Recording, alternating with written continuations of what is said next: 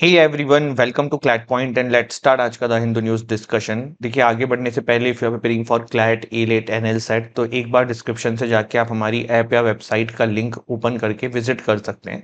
इन courses के सारे इन exams के सारे कोर्सेज वहाँ पे अवेलेबल हैं और कोई डाउट आता है तो हमारी टीम का कॉन्टैक्ट नंबर भी है, आप उस पर कॉन्टैक्ट भी कर सकते हैं।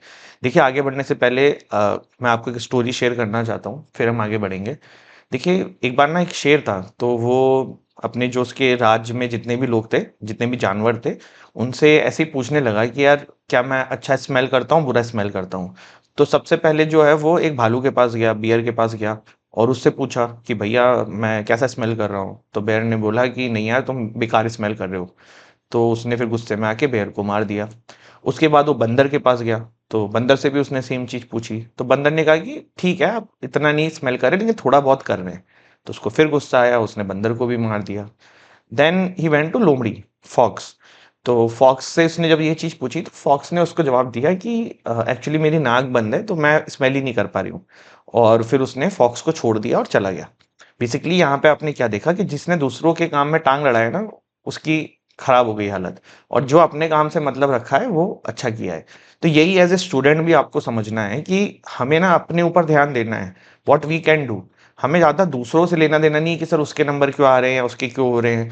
ज़्यादा अगर दूसरों की चीज़ों में घुसोगे, चाहे वो दोस्ती यारी में, बातचीत में, या फिर किसी से एज ए कॉम्पिटिशन में, तो आपका अपना नुकसान होना है, सेल्फ डाउट आपका क्रिएट होना है।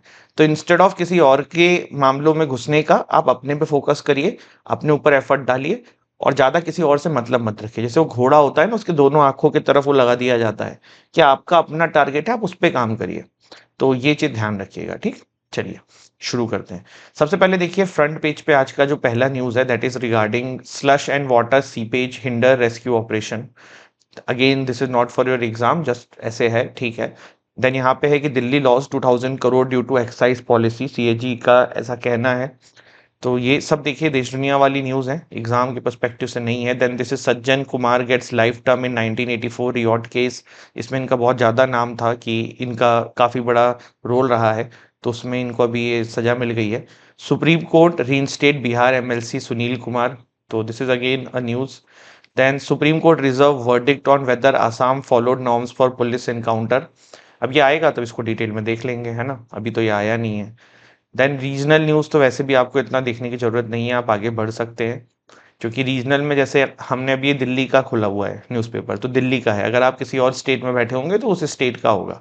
तो इसमें आपको करंट अफेयर के पर्सपेक्टिव से इतनी न्यूज़ जो है वो नहीं मिलती हैं।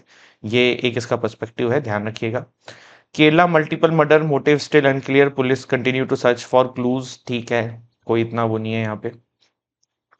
आगे बढ़ते हैं, ठीक है। अब यहाँ पे थोड़ा सा देखना शुरू करते हैं। एक तो ब्लंट वेपन करके आर्टिकल निकला हुआ है, India should end net curbs especially when impose with good reason. तो ये भारत का मतलब आपको पता है कि हमारे इंटरनेट शटडाउन्स एंड एवरीथिंग के ऊपर काफ़ी सारी प्रॉब्लम्स हमें देखने को मिल रही है, उससे रिलेटेड है। मैं फिर से बोलूँगा, this is not for your exam perspective. Europe का सिस्टम है, human human smuggling must engage parliament attention. तो ये जितनी भी आर्टिकल्स हैं, आप अपने एग्जाम के पर्सपेक्टिव से ना पढ़िए, इसको पढ़ना है टाइम मतलब थोड़ा सा सीआर एंड आरसी के पर्सपेक्टिव से पढ़ सकते हैं। बट ये भी उनके लिए जिनके अभी एग्जाम में 6-7 महीने हैं। जिनका एग्जाम अभी 1-2 महीने में, तो बिल्कुल भी आप इस पर टाइम वेस्ट मत करिए। ये चीज़ आप ध्यान रखिएगा, ठीक? देखिए, एक चीज़ और है। अभी मैं एक दूसरा आर्टिकल मतलब दूसरा न्यूज़पेपर भी देख रहा था, जो कि मुझे लगा कि यहाँ पे आर्टिकल्स नहीं निकले। तो उसमें ईरान न्यूक्लियर डील का काफ़ी निकला हुआ है कि ईरान जो है ना, वो अब फिर से एक्टिव हो चुका है। एक्टिव कैसे हो चुका है कि उसको पता है कि डोनाल्ड ट्रंप अब सत्ता में आ चुके हैं, तो अब उनकी दाल नहीं गलने वाली है। अब उनको कोई चांस नहीं है कि ईरान न्यूक्लियर डील रिवाइव हो जाए। क्योंकि आपको याद होगा कि जब P5+1 नेशन डील हुई थी, जिसको P5+1 नेशन डील बोलते हैं या ईरान न्यूक्लियर डील बोलते हैं या JCPOA बोलते हैं, joint comprehensive plan of action. तो ये जो डील हुई थी, उस समय हुआ क्या था? हुआ ये था कि बराक ओबामा थे उस समय सत्ता में, ठीक? अब ओबामा जी जो थे वो बाइडेन वाली पार्टी के थे। और 2015 में जब ये डील हुई, तो बेसिकली ये हुआ कि ईरान जो है एक पर्टिकुलर अमाउंट से ज़्यादा यूरेनियम को इनरिच नहीं करेगा अपने यहाँ पे। बट ईरान ने वो नहीं माना। ईरान जो है, ऐसा इसका कहना था, यूएसए का कहना था जब डोनाल्ड ट्रंप सत्ता में आए। तो उनका ये कहना था कि भैया ईरान ने इन शर्तों का पालन नहीं किया है, वो अभी भी जो प्रिस्क्राइब लिमिट है उससे ज़्यादा यूरेनियम को इनरिच करते हैं और इसीलिए हम यूएसए को इस डील से बाहर ले लेते हैं। फिर ईरान न्यूक्लियर डील कैंसिल हो जाती है, यूएसए जो है अपने बाकी जितने भी उसके फ्रेंड्स होते हैं उनको भी कह देता है कि भैया आप जो है अब इसमें इनके साथ कोई ट्रेड मत करो। भारत को भी बहुत प्रॉब्लम हो रही है क्योंकि ईरान हमारे लिए इज़ वेरी इंपॉर्टेंट। अगर आप भारत जैसे देखेंगे, मान लो ये अपना भारत है, ये आपका पाकिस्तान है और इधर ईरान है, तो पहले क्या होता था जब मिडिल ईस्ट कंट्रीज, मान लो यहाँ पे मिडिल ईस्ट कंट्रीज हैं, तो भारत को ट्रेड करना होता था एंशिएंट टाइम में तो पाकिस्तान वाला रूट अपनाते थे क्योंकि वो अपना ही देश था।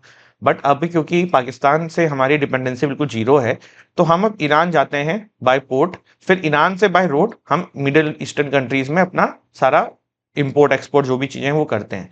तो ईरान में जो छाबार पोर्ट है ना, that is very important for India, क्योंकि उसके आसपास भारत ने इंफ्रास्ट्रक्चर बनाने में भी काफी इन्वेस्टमेंट किया हुआ है। अब प्रॉब्लम क्या है कि यूएसए ने भारत को जब प्रेशराइज कर दिया कि तुम अब ईरान से मतलब ट्रेड मत करो।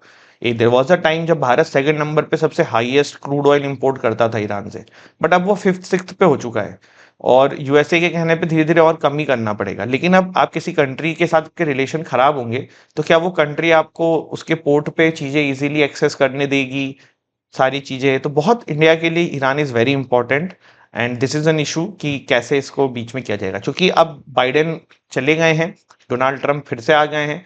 ट्रंप ही वो थे जिन्होंने ईरान को पहले ही बाहर निकाला हुआ था ईरान न्यूक्लियर डील से। तो अब ये पॉसिबिलिटी फिर नहीं लगती है जब तक अब अगले इलेक्शन कुछ हो कि ईरान वापस इस डील में रिवाइव होगा। तो ईरान जो है ना वो बीच बीच में हरकतें करता रहता है जिससे वर्ल्ड को डर लगे, प्रेशर फील करें और फिर से उनको इस डील में लाया जाए। आप कहोगे सर ईरान इस डील में क्यों आना चाहता है? तो सिंपल सी बात है, आप ऐसे समझ लो कि आपकी एक दुकान है जिसमें आप किराने की दुकान है, बट आसपास के लोगों ने आपको बाइकआउट कर दिया, तो आप क्या बेचोगे, कैसे कमाओगे पैसा, कैसे घर चलाओगे? तो ये सब इश्यूज हैं, समझ रहे हो? आई होप समझे हो। इसके बाद है should the third language be a compulsory? Text वाला पेज एक बार देख लेते हैं। The three language formula was first introduce in the national education policy of 1968। The policy and the official language resolution 1968 mandates the teaching of Hindi as a language in non-Hindi speaking states। आपको पता है इस पर बहुत बवाल हुआ था। फिर ASER रिपोर्ट 2022 का इंडिकेट करती है close to 60% of student in class fifth could not read class second level text. The report of 2023 reveals 25% of youth in the age group of 14 to 18 years could not read a class second level text fluently in their regional language. In 2011, census data reveals that approximately 26% of India's bilingual and 7% is trilingual.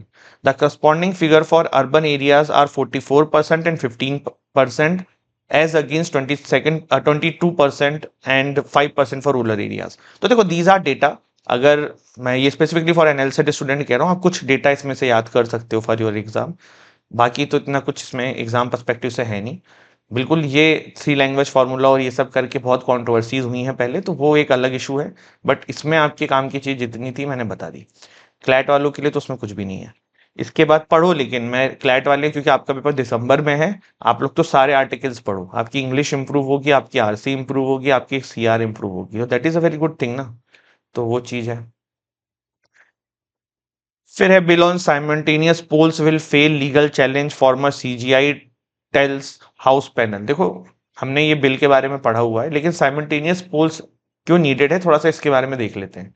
देखो why it is the need of the hour. Need of the hour क्यों है, आप इसको ऐसे समझिए कि अभी election हुए हैं, ठीक, मान लो कि दिल्ली में इलेक्शन हुए हैं, ठीक, अब अगले साल मान लो यूपी में इलेक्शन है, फिर उसके अगले साल मान लो बिहार में इलेक्शन है।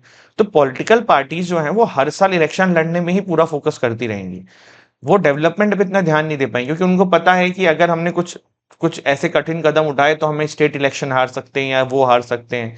मोदी जी का आप एग्जांपल ले लो कि मोदी जी को प्रचार करने जाना पड़ रहा है अलग अलग जगहों पे। तो बहुत ज्यादा जो पॉलिटिकल पार्टीज है इनका भी रिसोर्स खत्म होता है हर साल इलेक्शन लड़ने में। Apart from it, election commission जो है वो कितना पैसा खर्च करती है। आप एक बार इलेक्शन करा रहे हो, सिक्योरिटी प्रोवाइड कर रहे हो, फिर आप स्टेट में अलग से कभी करा रहे हो, फिर कहीं पे अलग इलेक्शन अलग से करा रहे हो, तो हर साल इलेक्शन ही होते रहते हैं कहीं पे। तो ये इसीलिए करने की बात चली जा रही है कि सारे इलेक्शंस को साइमल्टेनियस कर दिया जाए, एक साथ कर दिया जाए। इससे क्या होगा कि अब एक बार में पूरे इंडिया में इलेक्शन हो गए, फिर अगले 5 साल तक कोई इलेक्शन नहीं है, और जब 5 साल तक कोई इलेक्शन नहीं है तो जो पॉलिटिकल पार्टीज हैं वो भी फ्रीली काम कर सकेंगे कि बिना किसी डर के, और जो भी सत्ता में आएगी वो थोड़े अच्छे कदम उठा सकेंगे। दूसरी इसके अलावा एक और चीज है कि साइमल्टेनियस इलेक्शन में जो हम लोग हैं जिनको आप वोट देना है। तो ऐसे वोटर भी हम एक बार जाएंगे, हमें सारा वोट वोट देके खत्म हो जाएगा। हमें ये करने की जरूरत नहीं है कि फिर से देना है या फिर से इलेक्शन है, फिर से सारी प्रोसेस करो। तो ये सारी चीजें, और प्लस इलेक्शन के माहौल जब होते हैं तो जो भी डिस्ट्रिक्ट हो, जो भी स्टेट है, उसमें थोड़ा सा इम्पैक्ट होता है। आप देखोगे रैली जा रही हैं, वोट्स लग रहे हैं, तो मतलब एज ए लोकल भी थोड़ा दिक्कत होता है, तो ये बेटर रहेगा सभी के लिए। वर्ल्ड पेज देख लेते हैं। Kremlin eyes potential for working with US on rare earth minerals, ठीक है। Russia and Indonesia hold talks to develop ties on defence.